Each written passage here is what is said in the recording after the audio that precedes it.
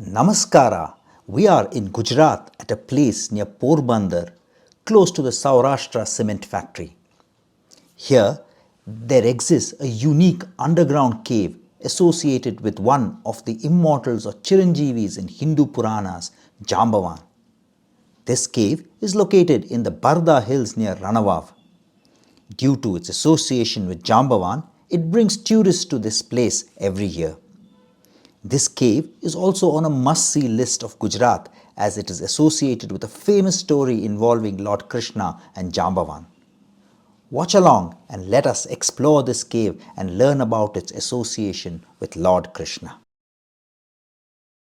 In order to access the caves, we have to climb down a flight of narrow and steep spiral staircase that leads into a wider underground chamber. While walking down, it is difficult for two people to climb down the stairs at the same time. A rope is hung with which you can get support to climb down the flight of stairs.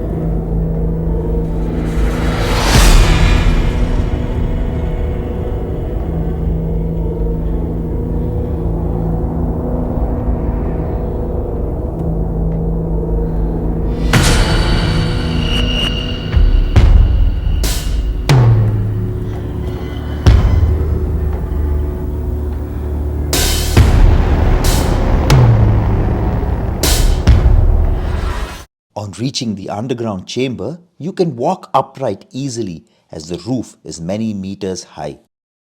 At regular intervals, there are small openings in the roof that allow natural light to filter in and bathe the cave with light and highlighting the subterranean formations. On reaching the underground chamber, the first thing that strikes you is how cool it is. The waft of cold breeze runs across your face and makes you feel comfortable. If it is quiet, you can hear drops of water falling on the ground, which gives you a mystical feeling. You are also taken aback by how wide and long the subterranean cave is. The cave is also illuminated with artificial light bulbs at regular intervals. It illuminates the cave for the visitors to see the marvelous structures all around. On scanning the cave, you will see numerous swayambhu shivalings on the floor of the cave. As you walk along the cave, you can see puddles at a few places and notice moist areas all round.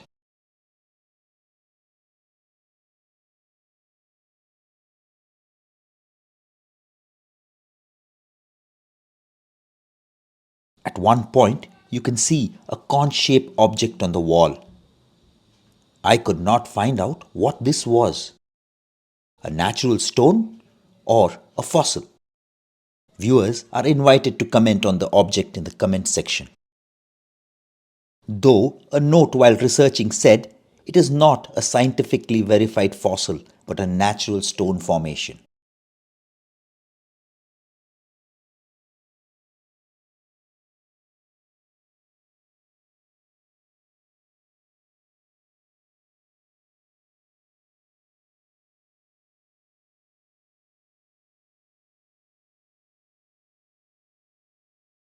The Jambawan cave, located near Ranavav in the Porbandar district of Gujarat, is a natural, active, karst geological formation. It is situated in the foothills of the Barda Dungar, a biodiverse forest. The cave is a natural limestone formation. The cave has a cool and humid environment with water constantly dripping from the ceilings and walls. This process contributes to the formation of small, natural and often glittering calcareous deposits. These are called speleothems or dripstone.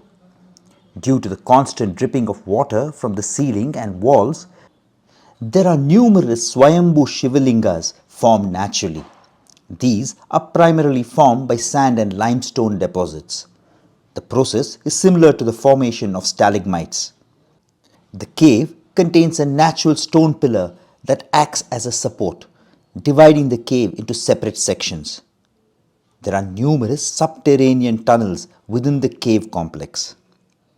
Over time, water containing calcium carbonate has percolated through the rock, creating a subterranean environment characterized by slow growing mineral deposits. The cave is naturally cool and humid due to the constant water seepage. The walls have a glittering golden appearance in certain areas due to mineralization or bacterial mats.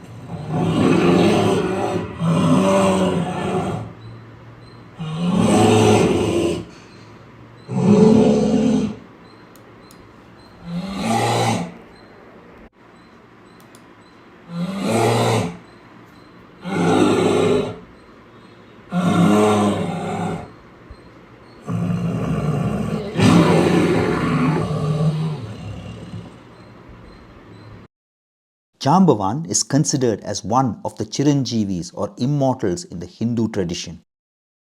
He is said to be present since the Satya Yuga and from the time of Vamana avatar of Vishnu. He plays an important role in the Ramayana. He is described as Riksharaj or king of the bears or the king of the rickshaws. He is depicted as a large, immensely powerful bear-like creature with rough, dark hair skin. He is described as a giant with strength equivalent to that of 10 million lions. He is said to be old and wise, bear-like person. In the Ramayana, he is shown as very old and wise. He is said to be 6 Manvantaras old at the time of Ramayana. He is also shown to have reduced mobility due to an old injury which he sustained while circling Lord Vamana or Trivikrama 7 times. He accidentally bumps into him and hurts himself. In Valmiki Ramayana, his race, the rickshaws, are described as having a form resembling black clouds with body covered in thick hair. He is said to be created by Brahma appearing from his yawn, or Jimbram in Sanskrit, when the creator was meditating at the beginning of creation. As the son of Brahma, he is described as resplendent or Mahateja, possessing a supernatural brilliance. He stands upright and speaks with an authoritative voice. He also has the power to assume various forms. He is also described as Kapishreshta or foremost among the monkeys, as he lived and led the Vanara army. It is Jambawan who makes Hanuman realize his immense capabilities and pushes him to fly across the ocean in search of Sita Mata. In the Ramayana, it is also mentioned that Jambavan was present during the Samudra Manthan and that he learnt about the all-curing plant Vishalaya Karni from the gods present, and he uses this knowledge to inform Hanuman and help Lakshmana when he is knocked down unconscious.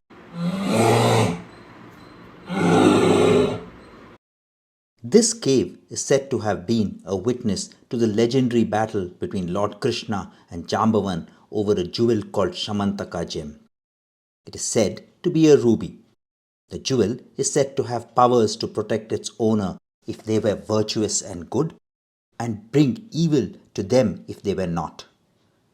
Similar to the saying, money brings out the person within you. It is said to produce 8 barahas or 170 pounds or 77 kg gold daily. It bestows immense wealth, prosperity, and protection from natural calamities, diseases, and premature death upon its rightful owner. The story is mentioned in the Vishnu Purana and the Bhagavata Purana. The story goes that a Yadava king or nobleman, Satrajit, was an ardent devotee of sun god Surya. One day, while walking on the seashore at Dwarka, Lord Surya appeared and gave him the Syamantaka gem for his devotion. On learning about this, Krishna asked Satrajit to give this jewel to King Ugrasena. Satyajit, however, refused to do so. He later on gave the gem to Prasena, his brother. Once, while Prasena was hunting in the forest wearing the jewel, he was attacked by a lion which killed him. And the lion took the jewel and fled. The lion was then attacked by Jambavan and killed. At Dwarka, people accused Krishna of stealing the jewel and of Prasena's disappearance.